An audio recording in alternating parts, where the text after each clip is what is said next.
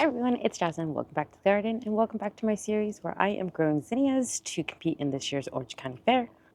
So we're about 10 days out from submitting our first blooms for the competition this year. So I want to make sure my blooms are getting that final push to produce as many blooms as possible so I have choices. So with that in mind, let's talk about fertilizers. So today I am using Alaska's More Bloom and it's going to be a 0-10-10 ratio. And these numbers represent NPK, so nitrogen, phosphorus, and potassium. So let's hypothetically say that this bottle right here is 100 gallons. So in this ratio, it would mean that there would be 0 gallons of nitrogen, 10 gallons of phosphorus, and 10 gallons of potassium. So in general, for NPK, an easy way to remember what these means is up, down, and all around. So nitrogen is going to be our up. So anything that's leafy and growth is going to be growing up, is going to use nitrogen.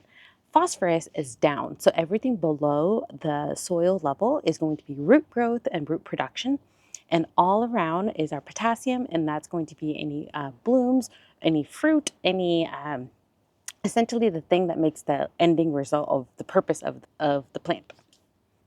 So some things to think about when we are looking at the big aisle of fertilizers on the wall. Sometimes you're going to see a fertilizer that says like 25, 25, 25, and you're thinking like, hey, that's great. It's going to be a higher ratio, therefore it's going to be better for my plants. You also have to be very careful with using synthetic versus natural fertilizers. So synthetic, you're going to see higher numbers, and usually that's the first indicator of whether or not it's going to be synthetic versus something that has like a lower number, like a 555, which typically is more of a organic or a natural fertilizer. So with synthetic fertilizers, yes, that ratio is higher, but you run the risk of your plant roots getting damaged. So too high concentrate of anything is going to cause a root burn. And essentially once the roots die off, it can't uptake anything, water, nutrient, nothing. So in the fertilizer aisle, you might also see things something like worm compost, which is a method to feed our plants. So on my bag of worm castings, you're going to see a ratio of 0.5, 0, 0, which you're thinking like, why would you buy something that's 0.5 ratio? That's like barely anything. What we don't understand is like worm casting is considered gold for gardeners. And although the nitrogen level in worm castings is super low, it has other benefits in the garden. So by adding worm castings into your garden, you're going to be supporting the worm life in your garden, but also the microbes that are living in the garden.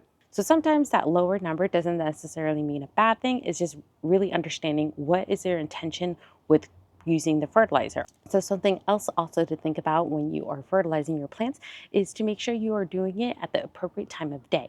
So you kind of want to do it about an hour after you water your plants.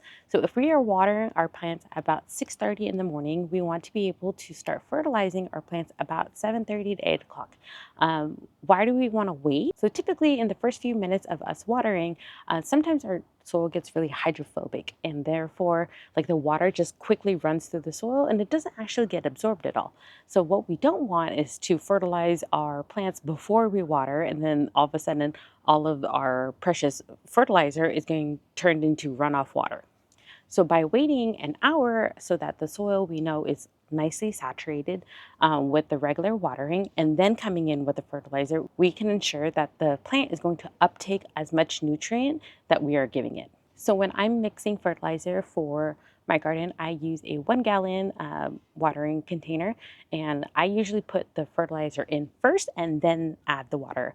By using my hose and adding the water in second, it's automatically mixing. So it saves you a whole step. So when you're using your fertilizer in the garden, you want to water around the base of your plant.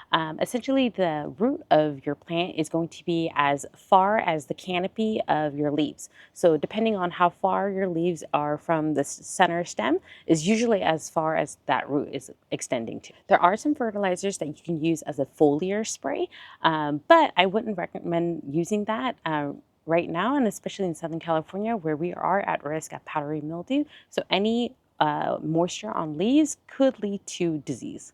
So I hope you learned something today about fertilizing, and an easy way to remember is up, down, and all around for your NPK ratios. Please like and subscribe if you want to keep following along for the Orange County Fair. In that next video, I'm going to be cutting to submit for the judges, so stay tuned to see what blooms we're going to be submitting. Thanks, I'll see you next time.